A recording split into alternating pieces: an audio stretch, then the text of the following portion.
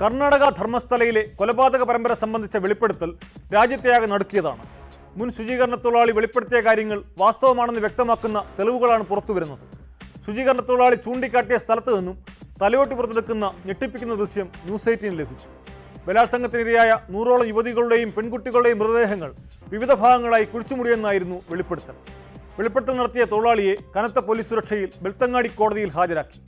സംഭവത്തിൽ 4 ദിവസത്തിനകം പരിശോധന നടത്തി റിപ്പോർട്ട് സമർപ്പിക്കാൻ കോടതി പോലീസിന് നിർദ്ദേശം നൽകി. News 18 exclusive.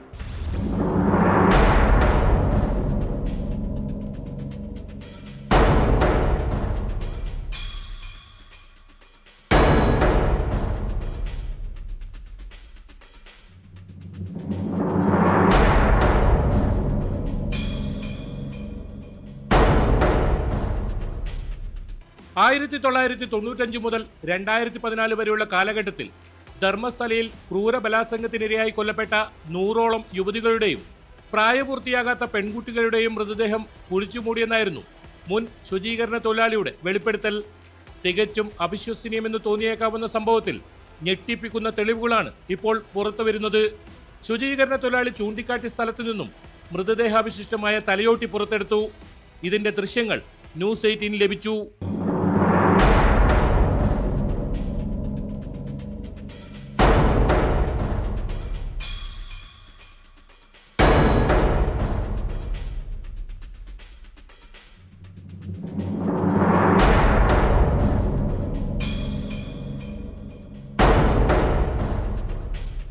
വർഷങ്ങൾ പഴക്കമുള്ള തലയോട്ടിയാണ് ഇപ്പോൾ പുറത്തെടുത്തത്. ബലാത്സംഗത്തിനിരയായവരിൽ ഏറെയും പ്രായപൂർത്തിയാകാത്ത പെൺകുട്ടികളാണെന്നാണ് ശുചീകരണ തൊഴിലാളി നൽകിയ മൊഴി. ബെൽത്തങ്ങാടി കോടതി നിർദ്ദേശപ്രകാരം ധർമ്മസ്ഥല പോലീസ് കേസെടുത്തെങ്കിലും ഇയാൾ ചൂണ്ടിക്കാട്ടിയ സ്ഥലങ്ങളിൽ കുഴിച്ചു പരിശോധിക്കാൻ പോലീസ് ഇതുവരെ തയ്യാറായിരുന്നില്ല. ഈ സാഹചര്യത്തിലാണ് തൊഴിലാളിയെ നേരിട്ട് കോടതിയിൽ ഹാജരാക്കിയത്. ബുള്ളറ്റ് പ്രൂഫ് കോട്ട് ധരിച്ച് കനത്ത സുരക്ഷയിലാണ് ഇയാളെ കോടതിയിൽ ഹാജരാക്കിയത്. തുടർന്ന് 164 പ്രകാരമുള്ള മൊഴി മജിസ്ട്രേറ്റ് രേഖപ്പെടുത്തി.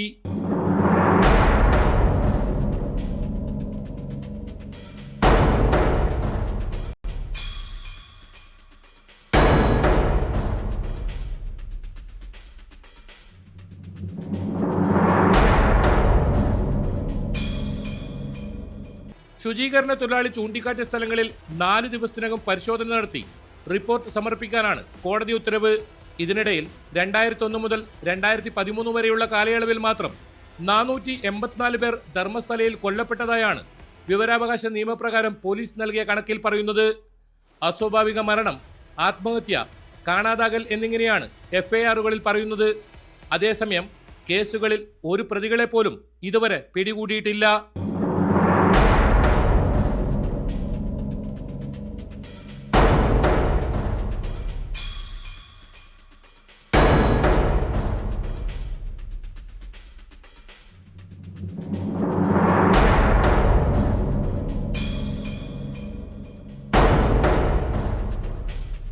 KV Baiju, news 18, Mangaluru.